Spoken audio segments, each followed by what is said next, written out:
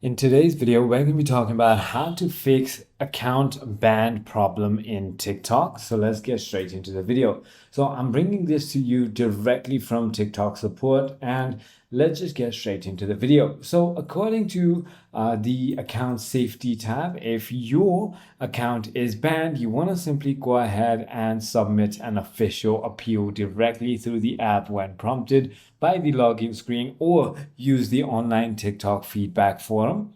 Clearly state that you haven't violated the community guidelines and politely ask for a manual review to resort your profile. So here are a couple of steps you can follow. You can simply go ahead and head into the profile and then your menu button, get into your settings and privacy. And in there, you can simply go ahead and make sure that you have all these turned on right over here.